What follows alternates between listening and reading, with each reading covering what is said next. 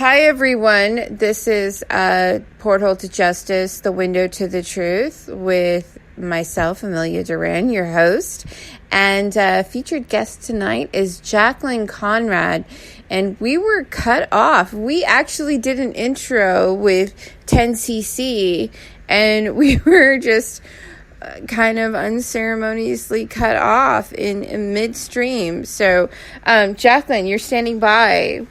Welcome. Yes. We I guess it's any hot point. And c'est la vie. But we'll see. Let's try this again, okay? Yeah, welcome. Yeah, hi. So anyway, the beautiful summer begins, right?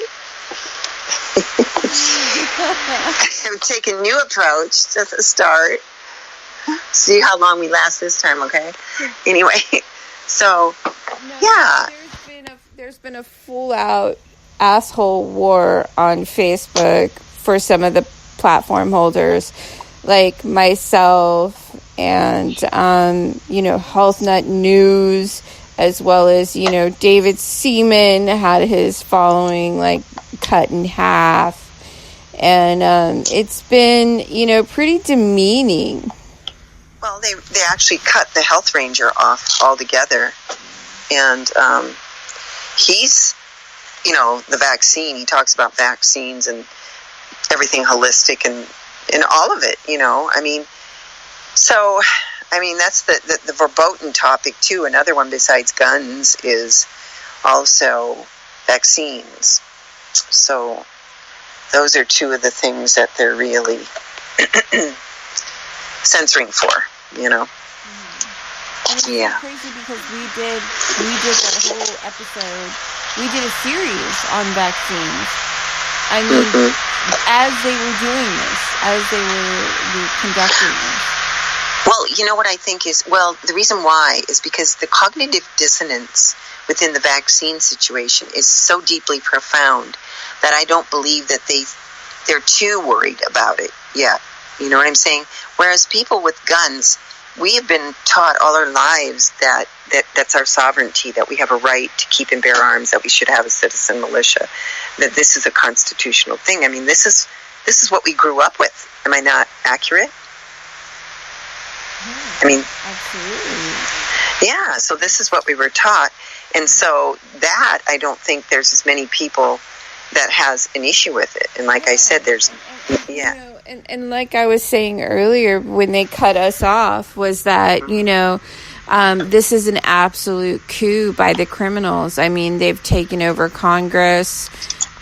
These are criminals that sell guns for a living, arms dealers that are parading as, people as governors and... of our counties and states. They want to make more money, so they will make more money if you, the taxpayers, vote guns illegal. The criminals will have more power, right? Right, and that's why they're trying to scare people with all the things that are happening into feeling like if we don't have guns, we'll be safer. And that's not even close to the truth, because criminals can always get guns. They go black market. They buy them under they do not have a hard time getting guns, and they certainly don't get them legally because they don't want to be able to be, have a record, have a, paper trail. So they don't. It's not going to stop criminals. It's only going to stop the average decent citizen from protecting themselves. That's all that it's going to stop. So that's just a bunch of hogwash. The same thing goes, folks, for these people in Congress that are pushing for, Child Protective Services, which is really, whenever you have a run-in with Child Protective Services, you're really just going face to face with the deep state criminals. I mean, the criminals that are trafficking the children, quite literally. Right. I mean, seriously. And this, you can almost totally correlate the ones that are fighting so horrifically to stop these borders to stop them from being deported, to stop it from being legal, which is constitutional in the first place. We have steps you follow to become a citizen, and you become what's it called? Why can't I think of the name right now? It's what they call citizen, basically. Well, a legal citizen, but they really are truly refugees that become citizens. Yes. And that's another thing altogether, because they're willing to become a citizen and then a naturalized. They become citizens, by the legal route, which is fine. But you see, would I dream of going into Mexico? Would I dream of going into any other country and forcing my way into that country to be given money and funds before I'm even a citizen? No, you don't do that. It's just absurd. And they're saying we owe them. I mean, what is Biden's favorite thing to say? That we owe these people, coverage, insurance for their health. We don't owe them anything. A citizen, that's a different story. They don't have constitutional rights either, because they aren't a citizen. Our Constitution applies to the country's citizens. Well, I thought it was absolutely brilliant, the show that Zeph did about the Cloward Piven strategy.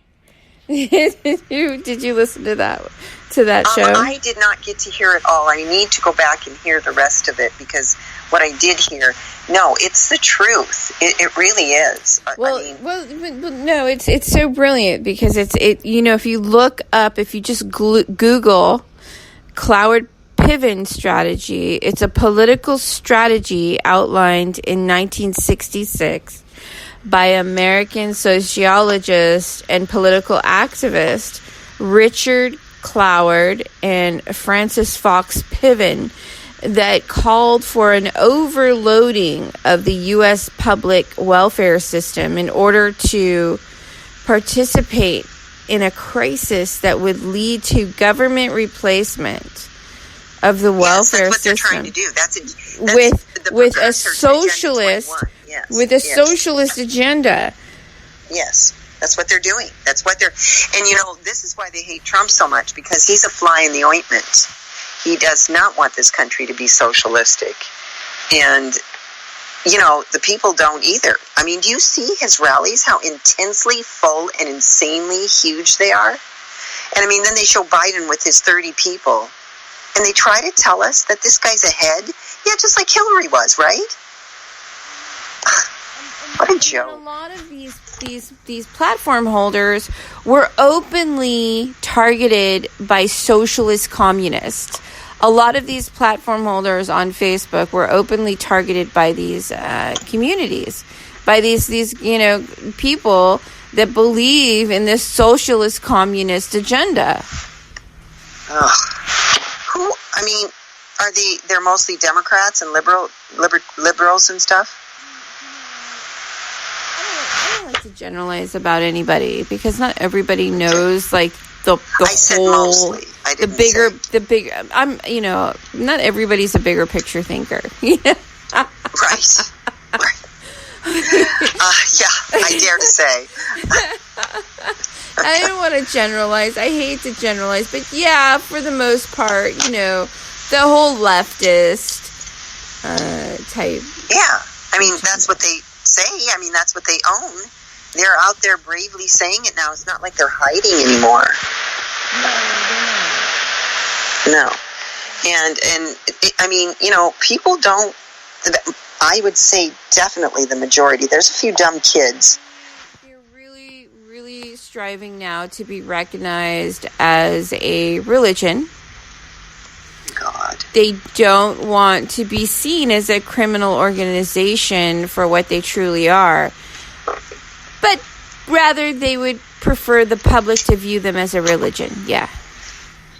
So what do you mean, like satanic, or what's their religion? Well, I guess whatever hat suits them in the moment. Jeez. I can't say I can't believe it. It's just my head actually feels like it's like breaking open sometimes. It's so stupid.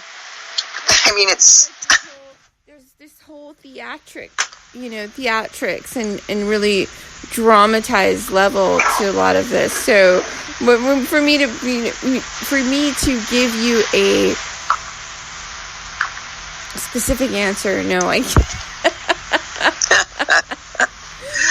Yeah, well, that's like saying, does insanity have a code? Right, a code that makes sense? No. Will it ever? No. I mean, basically, that's what it comes down to. Mm-hmm. So for me, I don't see it as having getting a foothold too soon. That part of it. I just don't. I don't know. I can't even believe that. Like the news, the stuff they allow on there, in feigning to be fair, even on Fox News, still it's way better than any other, but it's just the things that they allow on there that, okay, just for instance, Donna Brazile is one of the representatives. I mean, she's a person who's thought of as obviously serious when she's a known liar, and she's out there putting facts out like she's genuine or something. I mean, how do people just mull over that and ignore it like it didn't happen? I see everything is like very unrealistic at this point. They absolutely have their code and they're communicating with each other, Mm-hmm. Yeah, well, I mean, I think the majority still sees through it, thank God. And moreover, the people know that but see, what's bad is the way that the kids are being diseducated, and that needs to stop, because within another generation or two, it's really going to be frightening, if not. Well, no, it's frightening now. I don't think that the general population can really grasp the horrors that our children are enduring at this point. It's really, really frightening. And yeah, the youth and the younger generation is a huge concern, because they have been indoctrinated. Well, my 9-year-old granddaughter described school to me today, and she said, I said, is there anything in particular that bothers you there? And she said, just everything. I said, really? She said, yeah. It's like trying to feed a dead horse. That was her description of school. Like it's futile. Yeah. It's like trying to feed a dead horse. A 9-year-old said that to me. How old is she? She's 9. 9. She just, 9. Mm-hmm. And she said that. Nana, it's like trying to feed a dead horse.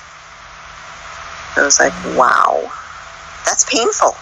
I mean, she means there's no life in it. It's ludicrous, it's ridiculous, and it's a joke. And that's how she feels.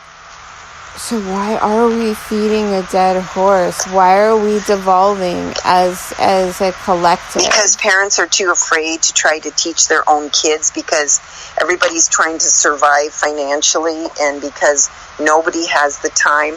I'm seriously considering going down to 3 days a week working, and going to help my daughter. She's going to have another baby, and it's her last. But I'm feeling like I'm going to help her and help educate them and help do homeschooling. And I feel like the kids are actually being mentally, tortured. And it's so, there's so much subterfuge. It's so deeply hidden. And they're so depressed feeling. And they can't quite put their finger on it. You know what I mean?